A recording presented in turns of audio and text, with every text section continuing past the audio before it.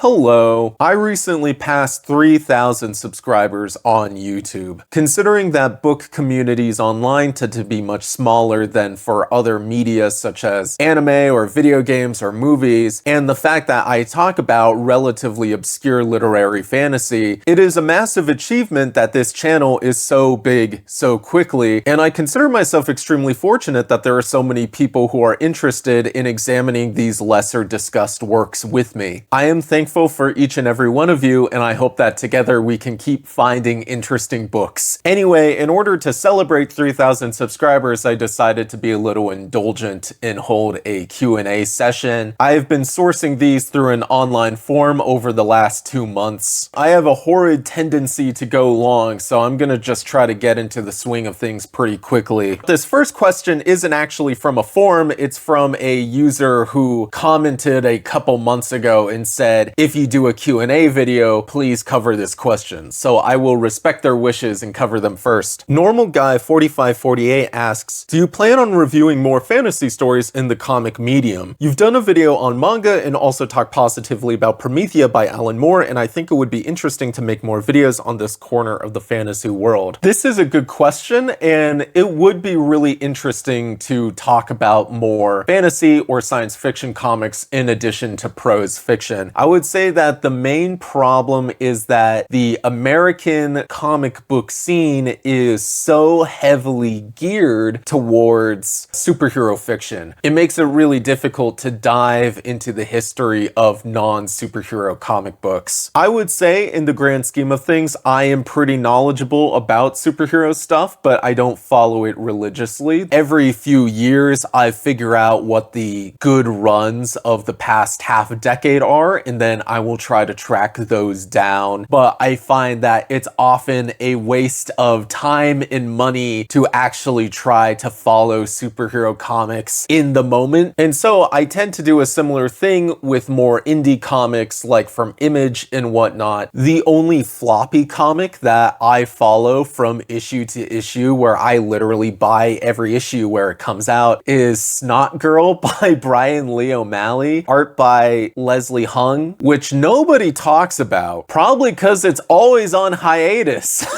To go back to your question, I would be interested in talking about fantasy comics, but not the obvious stuff. I would want to try to dig deeper into the genre, maybe read stuff from Europe or read stuff from the 20th century. The big comic on my radar right now that I am trying to track down is The First Kingdom by Jack Katz. Jack Katz was a Jack Kirby protege who did this incredibly complex space opera comic in the 1960s and 1970s, and it seems like a really worthy read in terms of weird pulp space opera. I welcome any recommendations that you have. Assume that I've read all of the big stuff. So what are the weird deep cut comics that you think I would have a really good time discussing? Next question is by Matthew. I've been kinda sick of all the depressing and grim dark fantasy and sci-fi lately, First Law, Red Rising, Sun Eater, etc. Any uplifting or happy light sci-fi or fantasy you can recommend? So this was actually an extraordinarily difficult question for me. While I love a good heroic adventure with a storybook ending, you know, like The Hobbit or what have you, I'll just say it. I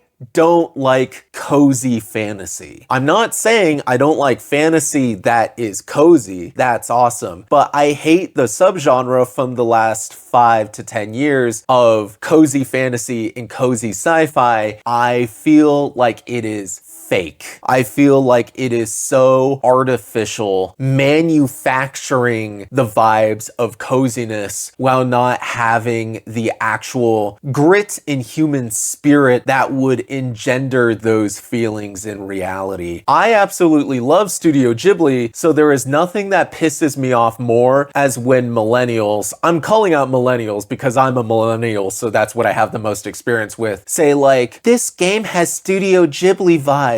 And it's not really Studio Ghibli vibes, it's just some twee bullshit with no stakes. What makes Ghibli movies comforting is that there are stakes. There is scariness, there is harm and death around you, but you cultivate calmness and peace regardless. I really like The Goblin Emperor by Catherine Addison, which is often called a cozy fantasy book, but it does something which is so deeply annoying. The protagonist is at threat of being overthrown in a violent coup. And he just says like, haven't you considered how sad it would make me feel if you violently murdered me? Can't we just talk about our feelings? And the guy with a knife in his hand's like, oh, actually, I've never considered talking about our feelings before. I am going to become your friend now. And I'm like, are you kidding me? Again, I like the book. That throws you out of it, how artificial it is. But I also want to be clear that I have the reverse opinion as well. I don't like a lot of self-described grimdark fantasy because it is edgy for the point of being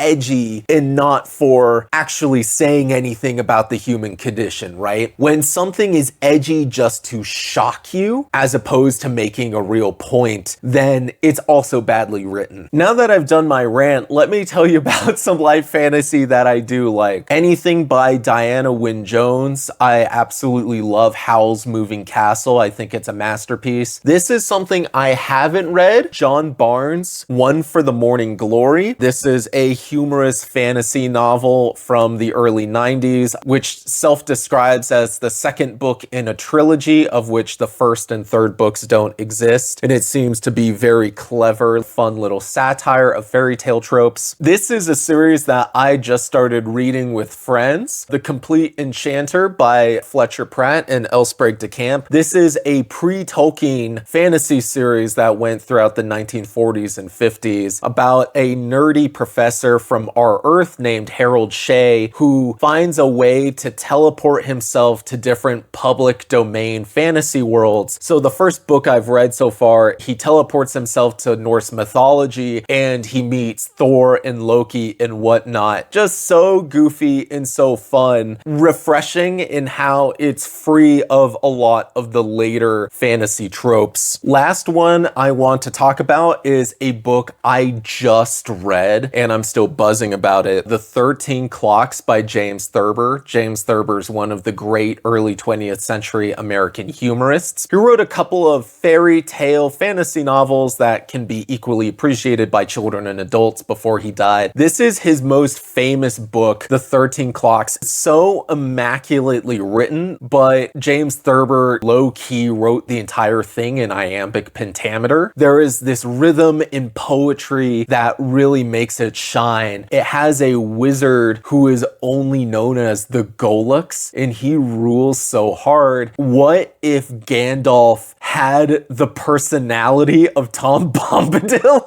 Such a deeply weird character, and again, it's free of so many of the later fantasy tropes that it's very refreshing. Brooke asks, what are some of the formative books from your childhood? I was thinking about this really hard. I would say that immediately my most formative books are The Lord of the Rings and Narnia. After I finished Tolkien and Lewis, I'm sort of asking what's next, what else is out there. At home, I am reading a lot of YA literature, if you can call it that, from the 40s, 50s, and 60s, because my parents are hipsters in their own way, I guess. The Great Brain by John Fitzgerald, YA that was meant for my sister, like Mrs. Pigglewiggle, Betsy Tacy, Eloise by Kay Thompson, that's a hood classic. And so in terms of fantasy, I'm reading a lot of the 1960s YA, The Chronicles of Prydain by Lloyd Alexander, as well as The Dark is Rising. Weirdly enough, I didn't read any Earthsea. I did not read any Ursula Le Guin growing up, and I wish I had, but I didn't read any Earthsea until I was an adult. I was also reading a lot of the 2000 2000s YA, because the 2000s were a huge fantasy boom for young readers, but it was almost all Harry Potter derivatives. I thought Percy Jackson was aggressively just okay, which might be really offensive to any Zoomers who are watching this video. Of the 2000s YA I was reading, the best by far was easily A Series of Unfortunate Events, one of the only series being produced in that milieu which wasn't talking down to me, and it also matched my depressive worldview. Nenny Kier asks, what made you start your YouTube channel? This is a two-pronged question. You're probably referring to all of the stuff I've been doing within the last 6 months, but my YouTube channel is actually far older than that. I have just been sharing things on my channel for the last 15 plus years or so, at least since high school. Never trying to build a base or an audience or whatever. Once in a blue moon, if I had the idea to upload a video, I would do it. Many of those videos that I used to have on my channel are actually hidden now, just because I want to have a relatively clean experience for people who are clicking on stuff expecting book content, but I can't get rid of the stuff that truly went viral, that is truly popular, because I don't want to rob that from them. For example, there is this VHS tape I saw from Blockbuster which truly scared me. Spent a decade trying to figure out what it was. I eventually figured out that it was Spooky Tales and Tunes, this Halloween themed music VHS starring a truly pathetic Muppet.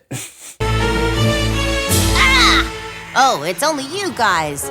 You shouldn't sneak up on somebody like that. You could scare them. I found the VHS tape. I ordered it from some woman in Minnesota. I uploaded that VHS tape for film preservation purposes, right? If I don't upload this onto the internet, then who will? For a while, the top comment was this woman coming in and saying, I am the lead actress from this VHS tape. And because you uploaded it, I was able to show this to my kids, and we were able to have like a lovely family experience. Okay,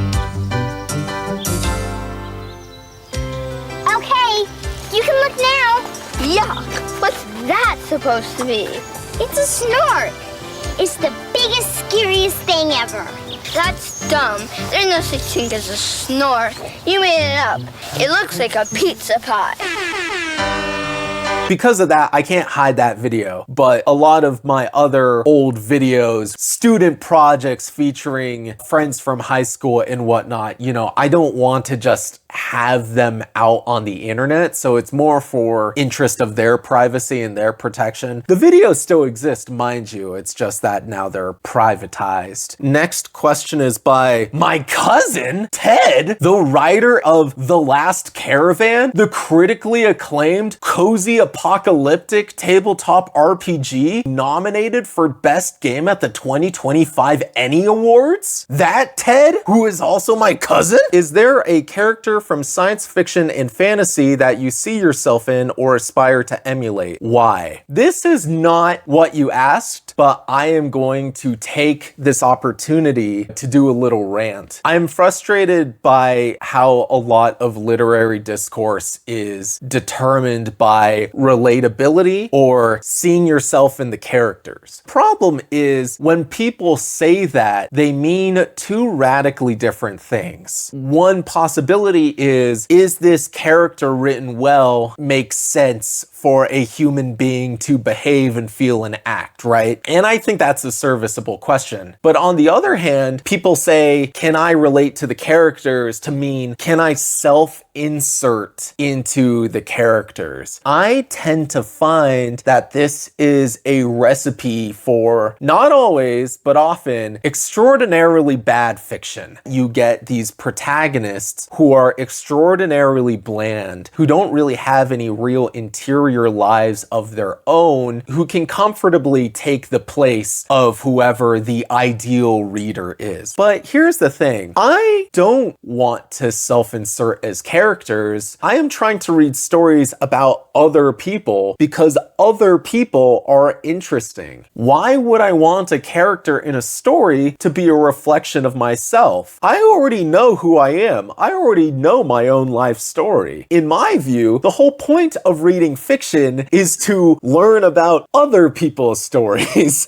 which isn't to say that you can't relate to characters who are radically unlike yourself. The reason why I love God Emperor of Dune so much, even though on a purely objective level, psychic immortal worm Emperor Leto II is one of the most unrelatable characters in terms of sheer experience to anyone who would ever read the book, right? You're never going to be a 4,000-year-old psychic worm man, but this 4,000-year-old psychic worm man has this underlying seed of conflict. I hate myself because I will never be as handsome as Jason Momoa. And you know what? That's real. That is relatable. Who doesn't hate themselves for not being as handsome as Jason Momoa? The point is, we shouldn't be looking for relatabilities in characters who are identical in our own life circumstances. We should be looking for relatabilities in characters who are radically unlike ourselves. That is the bond of the human lived experience. But to actually get back and answer your question, when I was a youth, I often connected with precocious nerds like Jason Fox and Klaus Baudelaire, but when I was a depressed adolescent, it was extraordinarily difficult to attach myself to characters in the same way. And I think the reason why is that in terms of media that a youth would have been exposed to in the 2000s, it was very rare to see depression represented as such. You watch anything that is aimed at younger viewers that is written by millennials, you know, your Steven Universes or your Adventure Times, every single character like has generalized anxiety and has panic attacks. But back during the Bush administration, if you were mentally ill in any way, that was just an excuse for other kids to throw rocks at you and call you slurs. So that was just kind of my entire childhood. So when I was 14, I think, and I watched Neon Genesis Evangelion. It was like the real representation matters moment in my life. The character of Shinji Ikari was the first time I saw a character who was depressed in all the same ways I was depressed. When I moved into my adulthood, my sense of self crystallized. Sure, there might be characters who I admire or want to emulate, but at the end of the day, I am always going to ultimately remain myself. But if I had to throw any character out, I guess I would say Schmendrick from The Last Unicorn. This bumbling character with a huge schnoz, but he means well and is trying to do the right thing. I guess that's how I view myself. Urbaz M. Khan asks, what are you writing? Other than creating some really educational videos, what are you working on creatively? I'd love to hear about your creative writing endeavors. I will say, unfortunately, because of making these videos, I haven't had that much time to work on anything creatively as of late, but generally I try to balance various short stories as well as my ongoing project, which I have been tinkering with for almost a decade now, and it's nowhere near complete. My dream project is a reimagining of the Punic Wars, the wars between Rome and Carthage over supremacy of the Mediterranean in the 2nd and 3rd centuries BCE, but retold through the lens of deconstructionist mecha anime of the 1990s and early 2000s, such as Neon Genesis Evangelion and Bokuto. I think the way that a lot of Westerners who aren't into mecha anime talk about giant robots is pretty misguided culturally. If someone makes a pop culture reference to giant robots, robots in some TV show. It's always like, whoa, giant robots are epic, dude. Hell yeah, brother. But anyone who actually watches mecha anime will realize that the vast majority of these narratives are vehicles to explore trauma and suffering. There are obviously exceptions, hot-blooded shows like Gao Gaigar or Tenga Toppa Gurren Lagann, but most of the time, there is nothing more punishing, nothing more miserable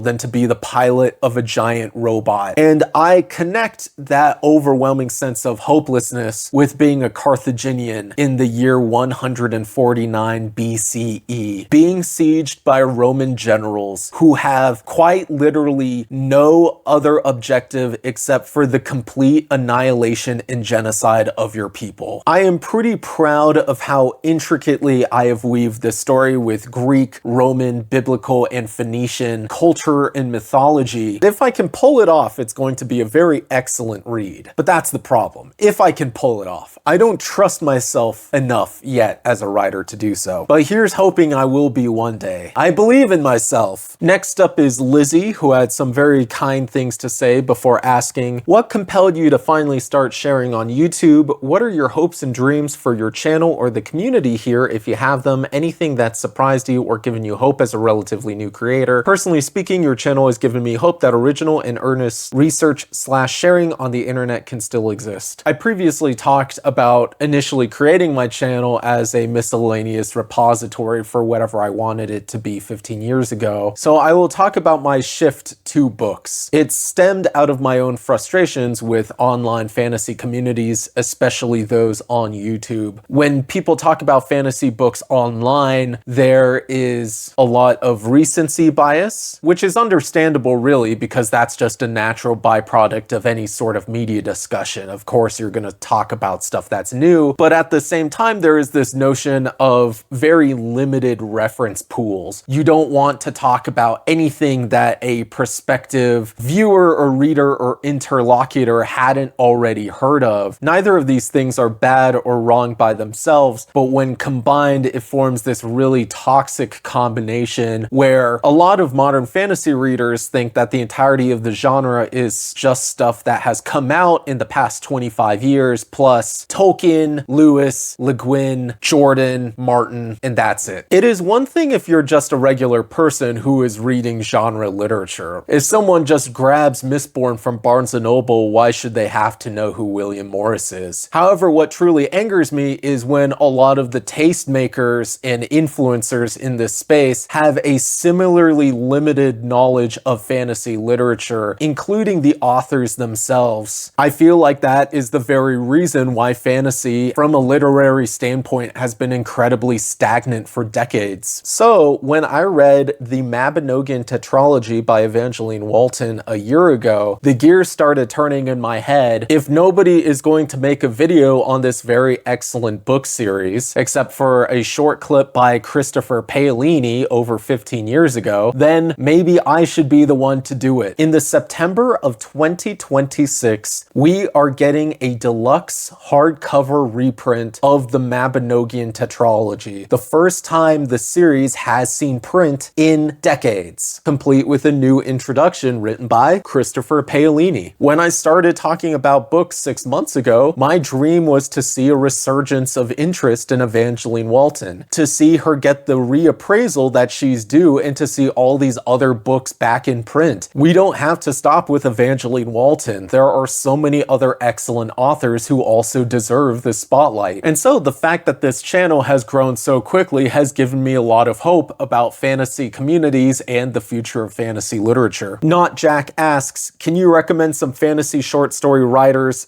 / collections / anthologies? The weird thing about fantasy in the short story format is you think there would be a lot more of them. After all, science fiction is all about short stories. You can trace that to all of the different pulp science fiction magazines in the 1940s, 50s, 60s, 70s that curated short form content from all of these excellent sci-fi writers. However, the predominant form of fantasy literature is the novel. Short stories come fewer and far between. I would say off the bat that my favorite short story collections from speculative fiction, so not sticking to fantasy exclusively are probably Stories of Your Life and Others by Ted Chiang, The Island of Dr. Death and Other Stories and Other Stories by Gene Wolfe, and recently Changing Planes by Ursula K. Le Guin, which might be one of the widest gaps in all of literature between the high quality of the stories and the absolute horrible quality of the cover. I've collected a lot of the Ballantine short story collections by Lynn Carter, who I trust to curate some really interesting reads, but most of the fantasy short story collections that I am excited for I haven't read yet, including 100 Great Fantasy Short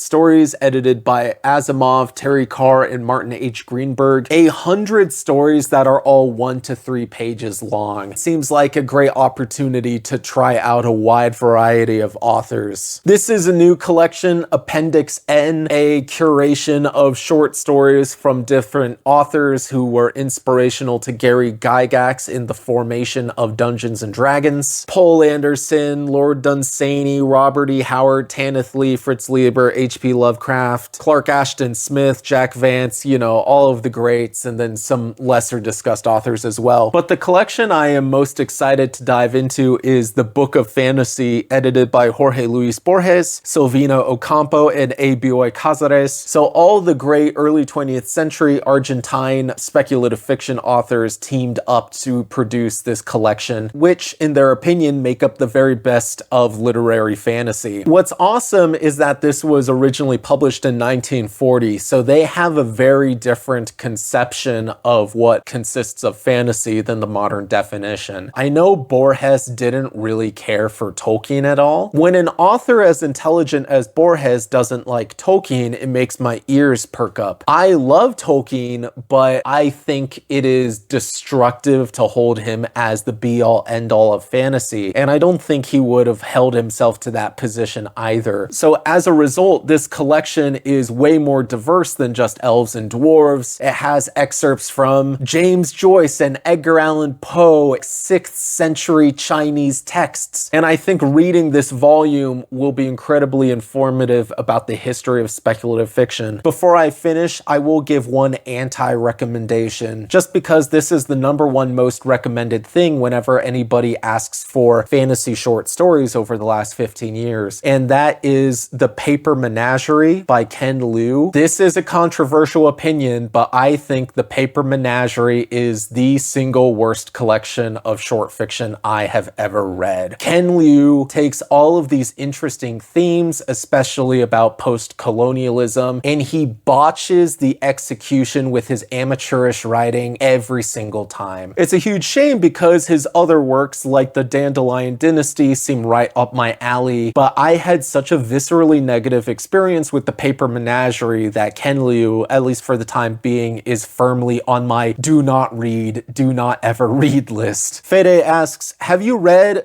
/ are you planning on reading Kallocain by Karen Boy? I'd be interested in your thoughts on it, especially compared with 1984 and Brave New World. If you're not familiar with Kallocain, it is a Swedish dystopian novel published in 1940, which I think draws from the author's experiences resisting the Nazis in World War II, and it's renowned for basically covering a lot of the same thematic ground as 1984, but it was published a decade earlier. Kallocain wasn't on my immediate to-read list, but since you submitted this very nice question, I guess I'm going to have to put it on my TBR to read sooner rather than later. So thank you for writing in. Next up is Steve, who asks, what was your first favorite book that got you hooked on reading? I think the common theme of modern booktube is you have scores upon scores upon scores of guys who are like, I never read a book in my life, but then I picked up Red Rising and now I'm a hecking reader. I'm a hecking fantasy bro. They always call themselves fantasy bros. If you don't read Dungeon Crawler Carl, then you're not a real man. And they always have like a huge beard. I don't know. I'm letting my ressentiment leak into this a little bit. What I'm saying is that the implicit question behind this question is, did you get into reading as an adult? I have always read ever since I was young, even during periods of my life when I was reading a lot less prose fiction. Who has time for books in college when you could be watching movies on VHS on your Saturday nights? Even at times when I wasn't reading as much prose fiction, I was still reading a lot of like like comic books and manga, so I have never completely abandoned reading in my life. That makes this question a little difficult to answer. When your memories get blurry as a 6-year-old or whatever, it's hard to choose the one book that made you a lifelong reader. So what I will do today, Steve, is I will share with you the book I read as a youth that not only defined my childhood, but probably defined who I am today as a person. And that is The Cartoon History of the Universe by Larry Gonick. I was a youth who was obsessed with ancient cultures, Egypt, Greece, Babylon, and so forth. So I got my dad to buy this for me at the age of 8 or 9 or something. A comic book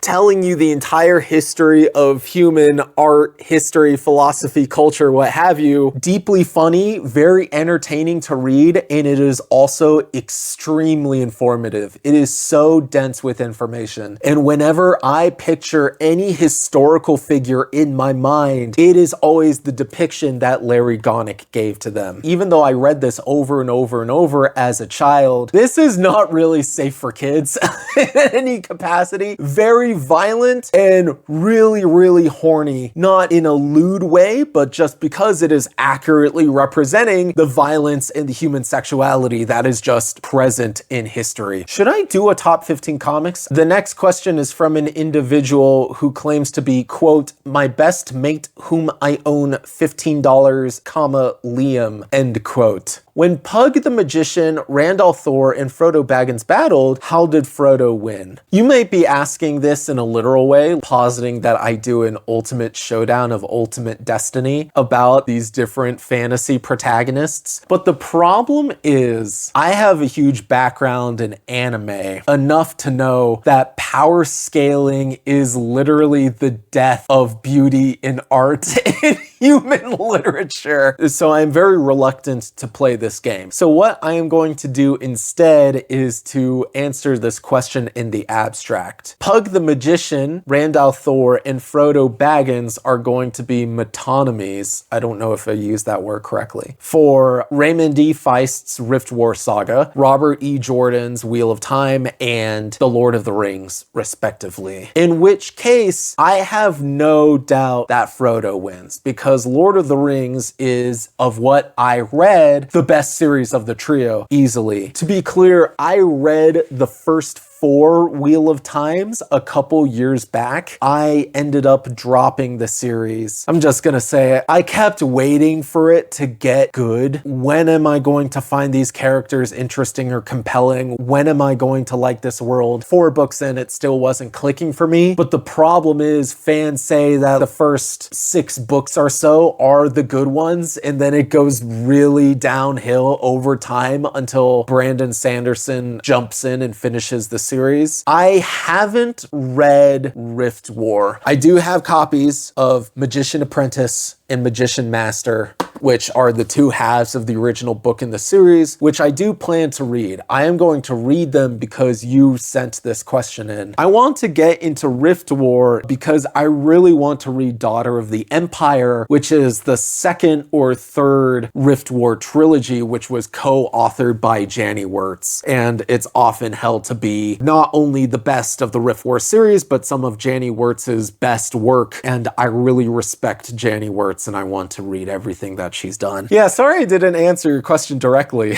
Matt G asks, what themes or questions do you think are most important in the stories you enjoy? I would say that I try to read widely so that I don't pigeonhole myself too much into reading the same type of narrative over and over and over again, because that's a great way to get into a rut in terms of enjoying any sort of fiction, really. But I will admit that I certainly do have my predilections. There are certain academic fixations of mine that whenever they work themselves into a story, I am always game, like archaeology, linguistics, heterodox theology. I would say the most overwhelming thing that is likely to sell me on a narrative isn't so much a theme as much as a mood. I love stories that are quietly insane. I love when things are deeply weird in a way where you're always muttering like, like, oh, what the hell? Oh God, what is this? Over and over again under your breath. For an example, 2 years ago, Jason Statham starred in the David Ayers movie, The Beekeeper, which, to be clear, is a terrible movie, but it is absolutely psychotic. I want to be clear because I think I do this frequently. When I describe something as absolutely psychotic, that's almost always a compliment. So even though this stupid action movie where Jason Statham is constantly making bee puns while he is murdering people is as far from high art as anyone could possibly go, because I was always on the edge of my seat trying and failing to anticipate where it was going next, I gave it a perfect 5-star score on Letterboxd. So this applies to books as well. When things are intriguing and novel in how they are constructed, not in a slapdash way, mind you, I am almost always on the hook. But I want to be absolutely clear that I distinguish literary weirdness from randomness. Once again, I go back to my generational cohort because I grew up in the era where the idea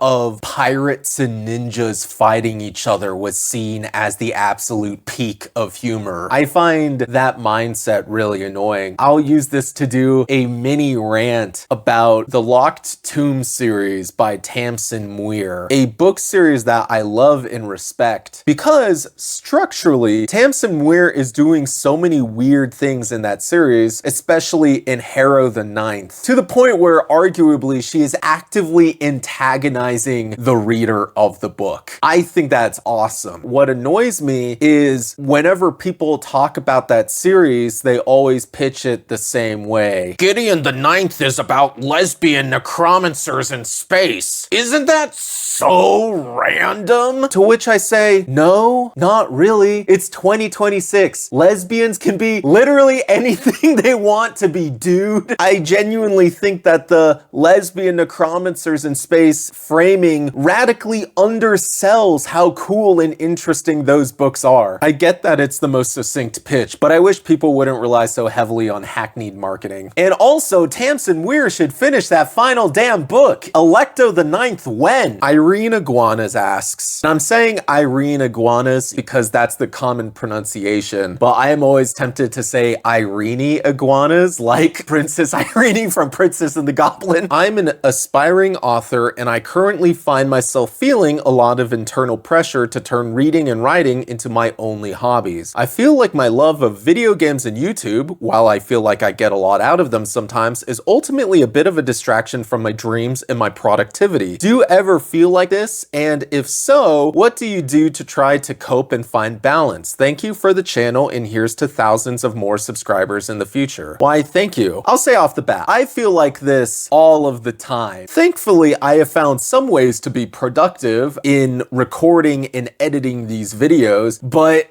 at the same time, that means I am not writing, right? I wish I was much better myself about writing consistently. That being said, I do think I have some actionable advice for you. You find yourself feeling a lot of internal pressure to turn reading and writing into your only hobbies. Well, here's the good thing. They don't have to be your only hobbies. In fact, they shouldn't be your only hobbies. I think a lot of the great writers throughout history were good at what they do precisely because they have many diverse hobby sets. Tolkien loved to go on hikes with C.S. Lewis that were hundreds of miles long. That love of being outside and of working your legs really finds its way into Lord of the Rings. Similarly, I know Janie Wirtz is a huge fan of boating and of horseback riding, and because she has hands-on experiences with boats and horses, her depictions of seamanship and horsemanship in The Wars in Light and Shadow are far superior than any I have ever read in the other fantasy space. But at the same time, I recognize that those are active hobbies. And what you're asking is, how do I focus on passive hobbies less often? I have a couple of techniques that might help you. In terms of books, I have a certain pace of books that I want to read a month. Setting yourself a goal like, I want to read 3 books a month, or I want to read 5 books a month, forms this little consciousness at the back of your head where you say, oh, I want to be done with the book I'm reading by the end end of this week to keep on pace with my monthly and yearly goal. I should try to prioritize that in the meantime, not binge it exclusively, but just try to read a little more heavily so that I can be caught up. If in your natural reading you end up a couple of books ahead of your pace, then you can say, I don't have to drive myself to read as often. Similarly with writing, it's about setting goals and then just making sure that you are on pace with those goals. It doesn't even have to be a high goal. Just say, I want to write 200 words a day. And if I can spend 30 minutes, 45 minutes cracking out those 200 words, I can watch that video essay or play that game of Overwatch, and I don't have to be guilty about it because I know that I have already fulfilled my pace for the day. So to sum up, set gentle goals for yourself that you strictly adhere to. And you'll find as a result, you'll frequently end up overshooting your goal. When you are constantly outpacing the goals that you're setting for yourself, you can just slowly raise the bar higher and higher. Even though I am bad at writing on a daily basis, whenever I have done NaNoWriMo or any sort of like writing challenge, I am really good at producing 50,000 words because in the month before National Novel Writing Month, back when that was a thing, I would tell like all these people I know like, hey, I'm doing National Novel Writing Month. By telling lots of external people that I have this huge writing goal, if I don't hit that writing goal, I seem like a huge jerk.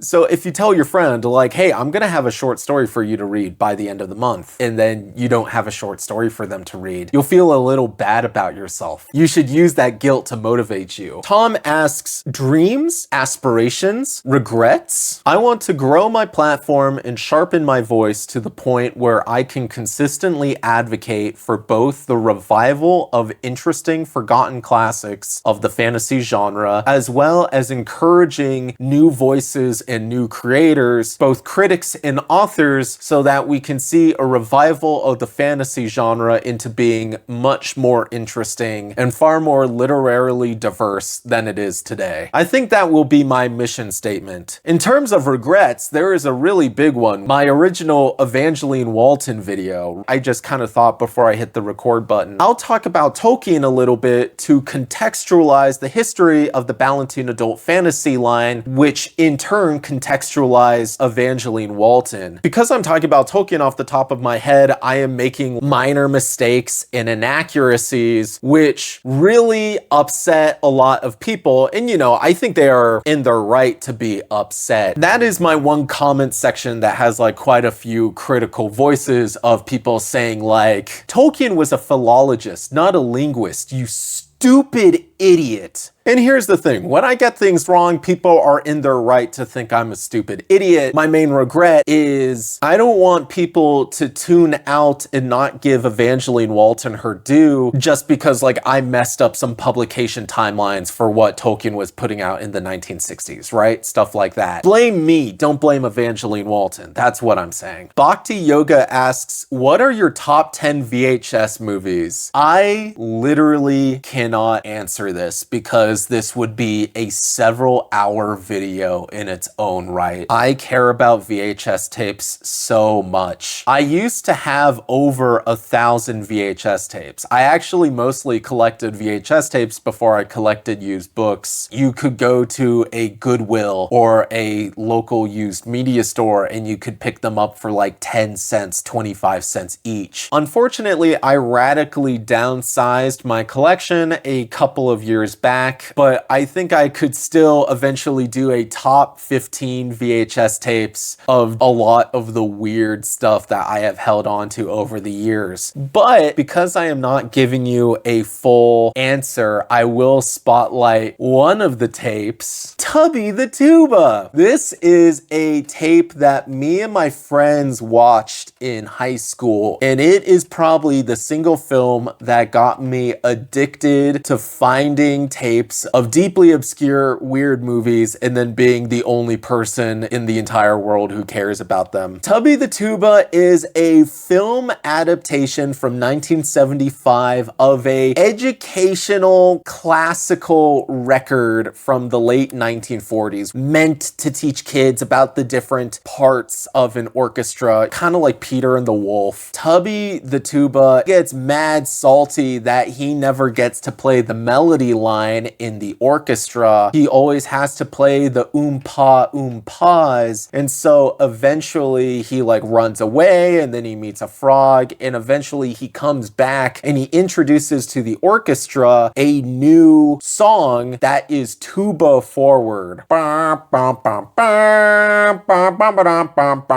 And then everyone in the orchestra is like, wow, you're so cool. Tubas are so cool. So Tubby the Tuba was adapted into a Oscar-nominated or Oscar-winning short film in the 1950s, I think, animated by Teletoon. It's educational classic music with narration, which has been recorded dozens of times in like a litany of languages. I recently found, while diving for records, a Walt Disney produced cover of Tubby the Tuba. This is a lot of their educational music tracks, such as Toot Whistle Plunk Boom. Wait a second, what's this? Narrated by Annette Funicello.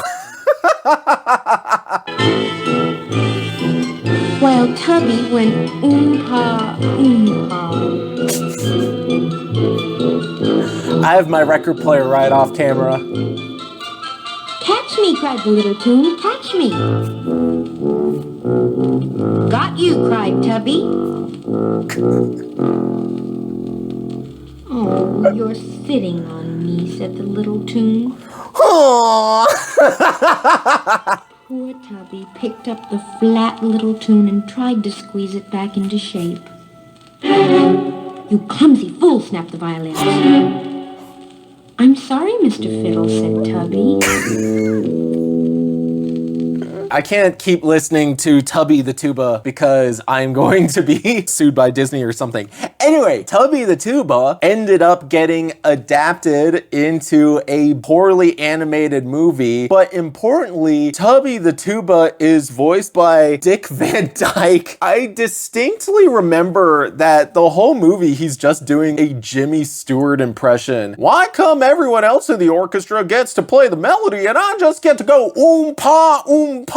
It's a musical, so they get to do lots of deeply mediocre musical numbers. The one that I always remember is, first you take the oom, then you take the pa, you put it all together, you get oom-pa-pa. Good golly, you're right, I am doing the oom-pa-pas. If I talk about all my weird VHS tapes, just imagine this energy times like 15. The next question is by Jack from Sci-Fi Finds. Before I actually read his question, I first want to plug his channel. He is one of the great sci-fi booktubers. He reads a lot of classic 20th century science fiction, and all of his reviews are just so thoughtful and yet so concise. I struggle with my entire heart to make a single video that is shorter than like 45 minutes. He has been doing this really fun challenge for a while now where he is going through modern science fiction, the 100 best books by David Pringle, and he is like working through all 100 of these books that David Pringle recommended, both the really good stuff and the really bad stuff. I recommend subscribing to him to like watch him as he goes along that journey. I happen to own Modern Fantasy, the 100 Best Novels, the companion volume, also by David Pringle. This book is very instrumental to a lot of my knowledge about 20th century fantasy. I recommend it a lot. I would love to eventually do a similar challenge to what Jack is doing. Even with as much as I've read, I think I've only read 15 out of the 100 books on on this list, so I'll have so much to tear into. Which books are the most rewarding if you pay attention to every detail? No Gene Wolfe, just to make the question a little more challenging. Cheers, mate. He wrote mate with the numeral 8. Jack just read Gene Wolfe's Fifth Head of Cerberus and he loved it. I think it was his favorite book that he read in 2025, and I'm really excited to see him tackle more Gene Wolfe in the future. I would say that this question kind of lends itself towards books that are either intricately structured or very dense. So in the literary space, definitely the works of Umberto Eco. I absolutely love The Name of the Rose, as well as Vladimir Nabokov, especially Pale Fire. Chip Delaney seems like an obvious shoo-in for this question. I would say to write a series of genre novels like this, it requires immaculate pre-structuring and planning, and there are two primary authors who fulfill these charges who are radically different. One is Janny Wirtz, writing The Wars of Light and Shadow. Since she had the entire series planned out back in the 70s and 80s, she is able to weave in a ton of careful foreshadowing. She specifically structured that series with the intent that any and every twist from later books would fully expand or recontextualize the events from earlier books in brand new light. I think this causes the most friction with the first book, Curse of the Mist Wraith, which is the book which is most likely to lose people because she is doing a lot of careful world building to set the stage for stuff that goes on later in that series. I only have 3 of those books left, so I am really excited to see where she goes with that. Janny Wirtz is able to achieve this foreshadowing because she has such lyrical prose that she is able to obscure some of these reveals far earlier than they are formally revealed. Really rewards the reader who is willing to read and reread all of these books, just trying to mine their secrets. The other author who does this, who is the complete opposite, is Brandy Sandy himself, Brandon Sanderson. A lot of his writing consists of devising interesting twists and character moments and reveals, and then kind of working backwards from that structurally. All of his books exist to set up these huge climaxes at the end, which means that those climaxes almost always hit with readers, even if the previous couple hundred pages are kind of up and down in terms of quality. Even though I have fun reading Brando Sando's stuff, his prose is undeniably mediocre compared to the likes of Janny Wirtz. However, he uses that to his advantage. He will hide these huge twists in plain sight using this unremarkable prose of his. So when any reader comes to the climax of these novels and there are these huge twists, they always say, "Oh, how did I not put that together? How did I not see that?" They feel rewarded for having kind of caught on beforehand, but not fully figuring it out until they read the climax. As a result, Brandon Sanderson fans are maybe the only literary fan base that is as exegetical as Gene Wolfe's. He has built a massive fan base of dedicated readers who comb through all of his books looking for potential twists and reveals to series that he hasn't even written yet because he has given them the tools to do so. Unlike Gene Wolfe or a lot of these other authors, he is really happy to entertain fans who ask him about their theories. There is literally no greater honor in the Sanderson fan base than to do a deep reading of his works, ask Sanderson himself about a potential occurrence in the upcoming books, and then to have him answer,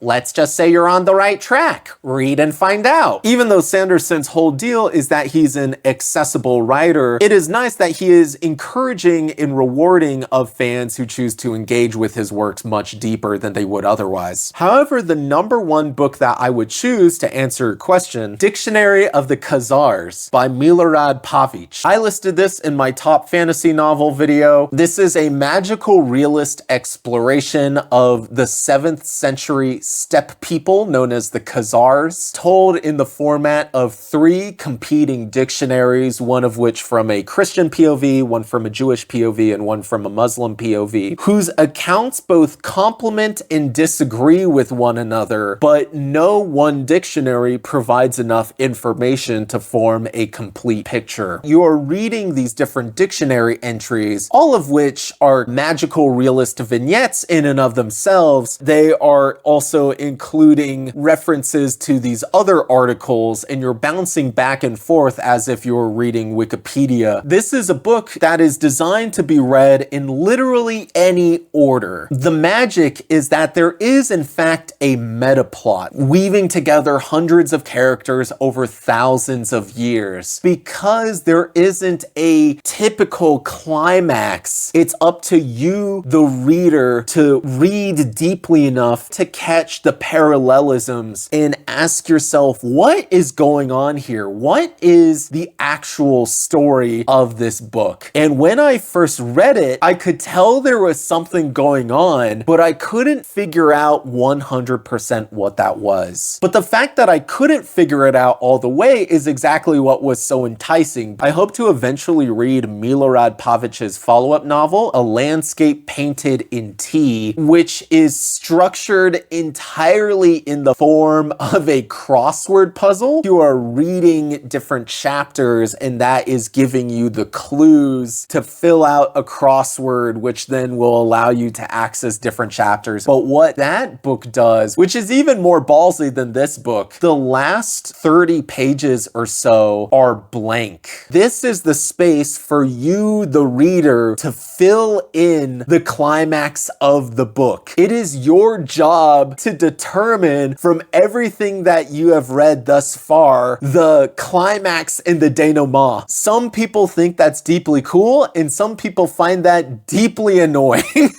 Serena, or La Deuterina if you're not into the whole brevity thing, asks, Serena, as we both know, I am not into the whole brevity thing. It is my curse. When will we get to read the excellent fiction I'm sure you've written and are gatekeeping from us? I would say that it is a combination of two things. I don't really know the proper platform that I can use to share any written material. There are a lot of websites for fan fiction. I think that has really caused a huge cultural shift in terms of the democratization and spread of non-professional writing across the internet. You also have sites like Royal Road, even though those are predominantly lit RPG and isekai works that I am aggressively not interested in. I would say that what I am most personally interested in putting out there is weird literary fantasy, right? And I don't really know if there is an appropriate online magazine or whether that is something that is sort of worth hosting on a Patreon or a Substack. I will say though, when I was in 5th grade, I tried to write a fan fiction. One of the only times I have ever written a quote unquote fan fiction in my life. It was a high fantasy story, Weird Al Yankovic teaming up with a vampiric carrot named Tarok. That's carrot spelled backwards. They are going on some sort of quest to go around collecting different powers. I don't remember what form the powers took. They might have been talismans or something like Jackie Chan Adventures. Each talisman gave you a power that was loosely based off of a Terry Pratchett Discworld novel.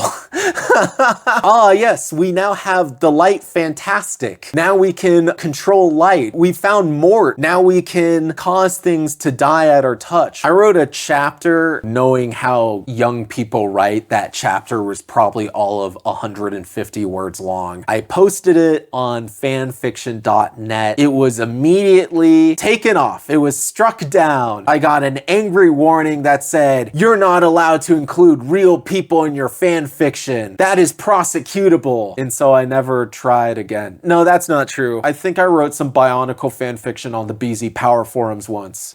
Then the other thing is, I don't have a community to really share my writing with, so I am very paranoid that it is not up to snuff. I would want to shore up my own talent before I was publicly sharing stuff with people. Oftentimes I will write something and I will be like, oh, this is so cool and interesting. And then I will look at it a couple weeks or months later and I'll be like, this is terrible. What was I thinking? Should I start a writing community for fantasy hipsters? Would that be a good thing to do. I will say though, my one self-indication that my writing might be okay, my friend challenged me a few years ago, shout out to Wit, to write an interpretation of a grim fairy tale. What I ended up writing was a reimagining of Little Red Riding Hood, but set in the milieu of medieval Indonesia. And so I was like working on this. Goal was just like come up with a story and then finish the whole thing in a week. And I did, mind you. I went to a coffee shop in Olathe, Kansas. I'll try out this new coffee shop and I'll get some writing done. I sat in the very back to finish this story up, writing through the entire climax. I had become so emotionally invested in the story as I was writing it that when there were these catharses at the end, these emotional resolutions, I started sobbing.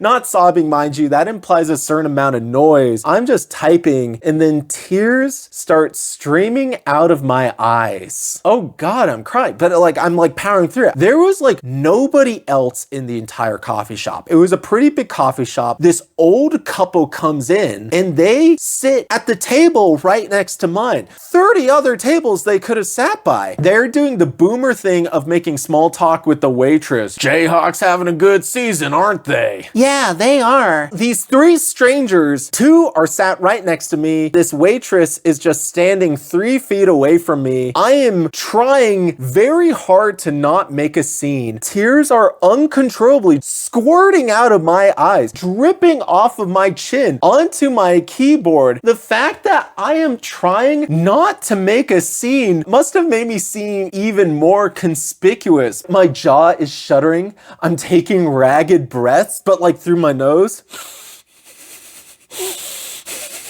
I am trying to surreptitiously wipe the corners of my eyes when I can. The boomers must have been like, son's going through a breakup. You know? I finished the story in a satisfactory way, closed my laptop, went into my car, wiped my face down, and then I never went to that coffee shop ever again because I was so embarrassed. But anyway, because of this encouragement, I have started writing a new fantasy short story about flying monks. I hope it turns out well, and I'm gonna try to get it into your hands through some platform or community sometime within the next couple of months. That is my honest promise. All right, next question is by Ron. I really like your idea of having top 25 books. What is your process in coming up with the lists and also the reviews for each book? I collate most of my knowledge in the form of various Google documents that I compile. I have a list of a couple of hundred weird fantasy books that I keep an eye out for when I'm thrifting. At the start of every year, I form an ongoing list of everything that I have read that year. I only really rank the prose fiction because it doesn't really make sense to rank non-fiction books or poetry. By the end of the year, I have a somewhat ranked list of 80 to 100 books. I create a second document, which is my ongoing ranking for my top 25 at the end of the year. In that top 25, the 15 to 20 of my favorite books on the prose fiction list, I will look at my other lists of non-fiction books or manga reads, figure out what my favorites from those areas are, and I will also throw them into the top 25. I will try to balance the list. I will move things up or down a slot or two in order to make the list diverse. If you look at any one section, you will have different types of books butting up against each other. I will typically spend the last little bit of December writing up these reviews. It usually takes me a week or two. Now I am writing more towards the YouTube audience, and I think the reviews are better for it. They can be longer, they can incorporate jokes that function on my vocal delivery and so forth. Next question is by by Sola. Have you ever played Barkley Shut Up and Jam Gaiden? The answer is yes, of course. I don't think I ever 100%ed it. I think I only got halfway through the game. But yes, it is in my lifeblood. Barkley Shut Up and Jam Gaiden is a late 2000s indie JRPG that is an ironic pseudo-sequel to the 90s basketball simulator Barkley,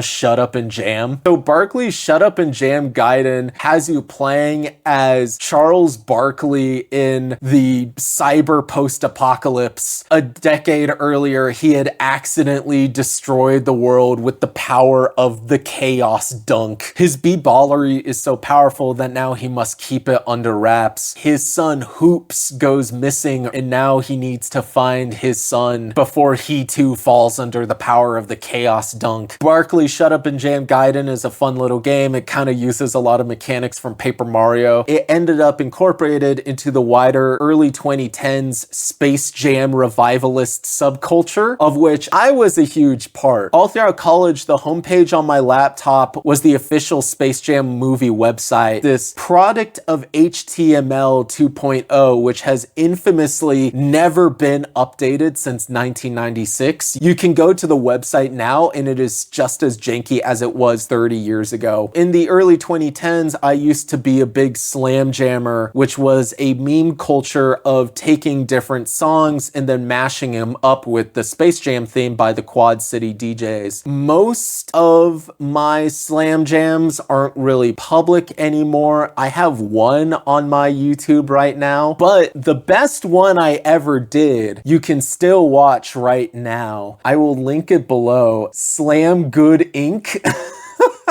by the Slam Jammers, my Gorillaz Space Jam mashup, and now you can listen to it right now.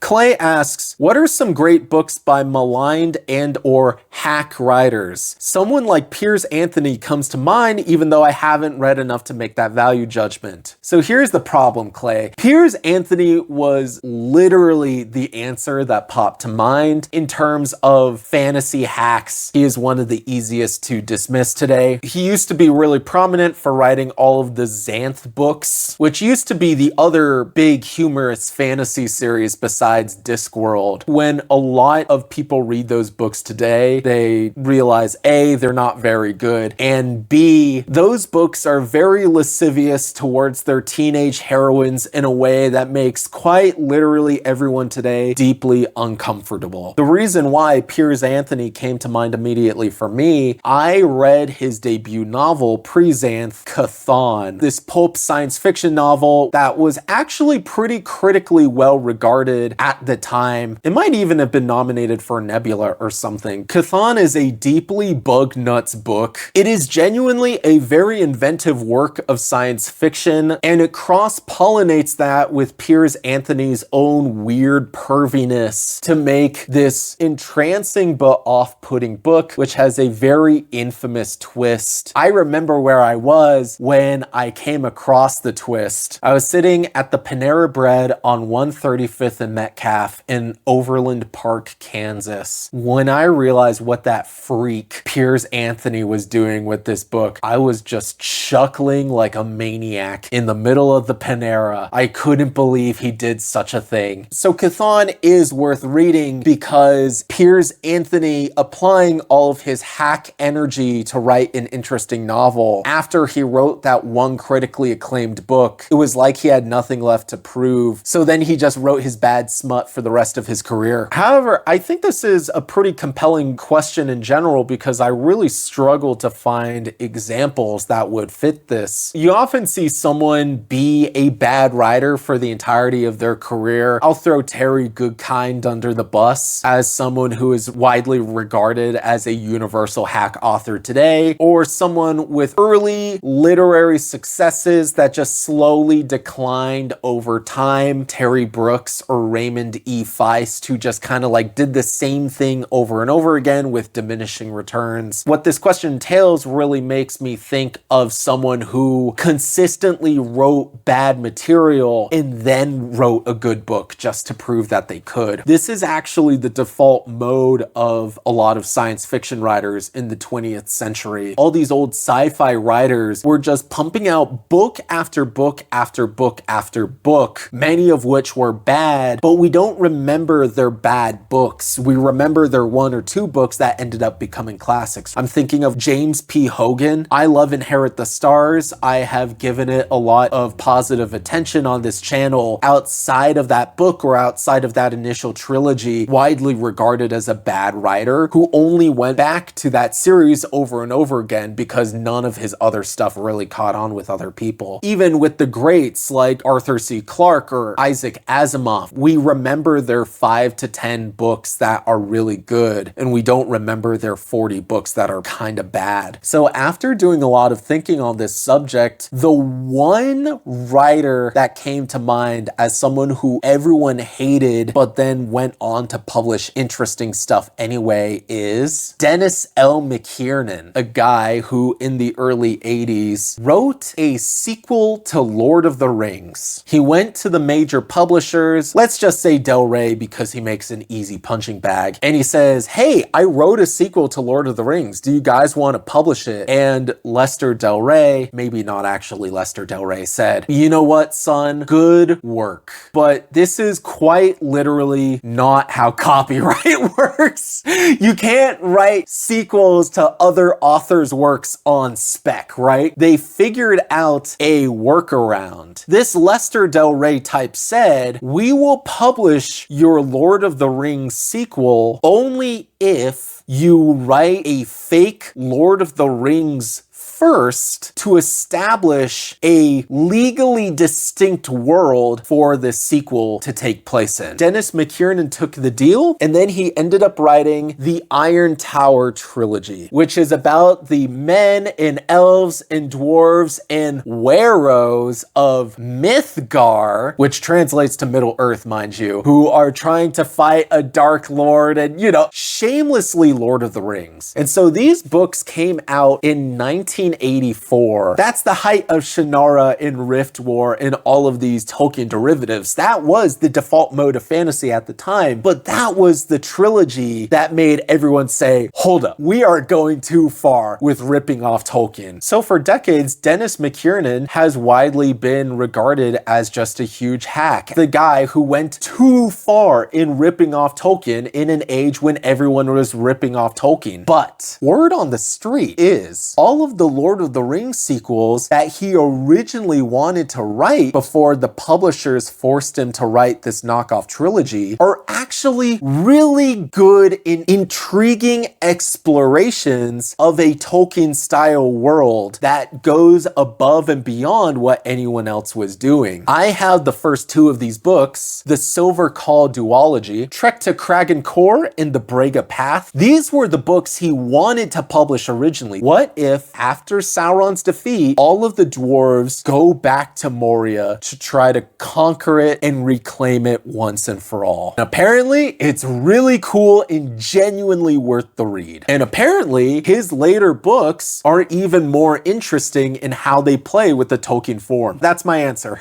My allergies are acting up. I keep itching my nose like Slavoj Žižek, as I am wont to do. So unfortunately, I don't have the name for the final person who sent a question in due to the ambiguity on my form. Basically ask like, how do you want to be addressed? Name/username. And this person put in username. What I meant was like, what is your username? So I feel bad for not phrasing it more clearly. This final person asks, have you read any of Malazan and what are your thoughts? So I have read Gardens of the Moon. I liked it, but did not love it. It's a great experience in plunging you into this dark fantasy world and just kind of letting you wade in its miasma. I was frustrated at the lack of narrative and character progression. I felt like it was a book that introduces all these characters. You know, it introduces 20 characters and then all of them do some things that aren't necessarily related to each other, and then the book ends. I think it is common knowledge now that that original book started off as a tabletop role-playing game session. That makes a lot of sense. You can feel different parts parties going around, sometimes joining up, sometimes splitting up. I thought it works well as the first part of a developing story, as a prologue, if you will, but I didn't think it was very good as a standalone novel. And to be fair, everyone says that the series catches its stride with the second, third, and fourth books. So I have owned the next couple of Malazan books for a long time, but I just haven't gotten around to them. I plan on reading them eventually, and I'm sure I will really enjoy it, but I have kind of been forced in a little bit of an oppositional stance to Malazan because of its fans on the internet. To be clear to the original question asker, I'm not like talking about you in any way. I want that to be absolutely certain. But I get really frustrated when I am trying to explore different types of books, philosophical fantasy or fantasy with sociological themes, you know, all of my different interests. I get really annoyed that anytime someone is trying to ask for recommendations, there will always be someone who says,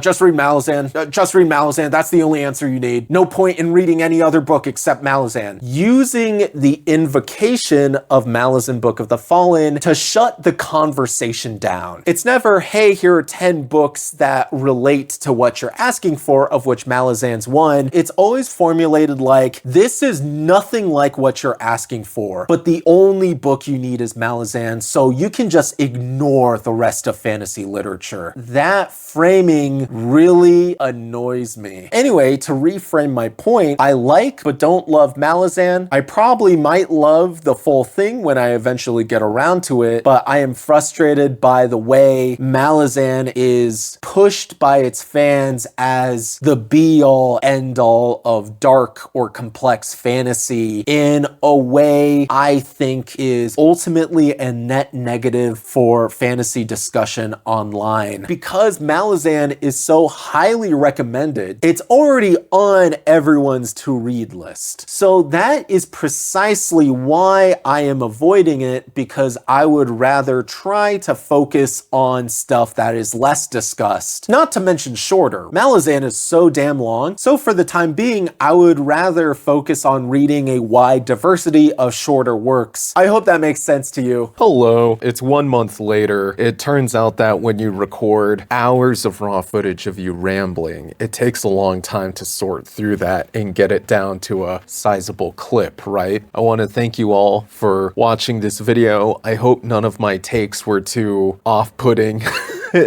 Too spicy. We have one more question before we wrap up for the day, and that is from Hugh. And Hugh asks, I'm super inspired by your videos. We've got very similar taste in collections. I understand that sounds creepy, but there it is. After watching your Plunder Pacific Northwest vid, I was inspired and learned lots of new titles to hunt for. Went on a plunder trip of my own. Found some. How might your viewers connect and share such topics as look at what I found, pics and whatnot? Well, first things first, I don't find that creepy or parasocial at all. I am really happy that my video awakened, you know, your own desire to collect these used books. The reason why I started making these videos in the first place was from watching Matt from Bookpilled. His ethos of digging through rare bookstores and Goodwills to find all of these vintage sci-fi paperbacks that aren't in the modern conversation, but because he took the first step in reading those books and discovering for himself whether they were good or not, he has resurrected a lot of classics like infamously Star of the Unborn, but you also have books by Barry Malzberg and Joanna Russ and these other authors who weren't discussed nearly as much 5 to 10 years ago and are now on everyone's radar because he is doing the work of finding those books. And even though he specialized in science fiction, he was also one of the only people who was reading the types of pre-Tolkien fantasy, Lord Dunsany and whatnot, that I actually found interesting and I wanted to read. So basically, by being part of his community, it gave me the ability to find my own voice. I post all the time on his Discord. I'm holding the phone with my other hand because my arm is is getting tired. Anyway, even though I don't have my own community as of this current moment for people to share hauls and book reviews and whatnot, I encourage you to explore different communities to find the one that's the best fit for you, or even better, if this is something you're comfortable with, record your own haul video and post it on YouTube. I think that would be really neat to see. And also, for future reference, I have finally created a general contact me email that anyone can use. I'm not really much of an email answerer, but if anyone ever wants to reach out to discuss literature or different authors, email me at maskedmantoreads@gmail.com. And if I ever end up making a Discord or another community, I'll make sure to let you know. I think that's all I have to say for now. I hope all of you are having a lovely April. We got more books and more videos right around the corner, so stay tuned and keep in touch. Bye!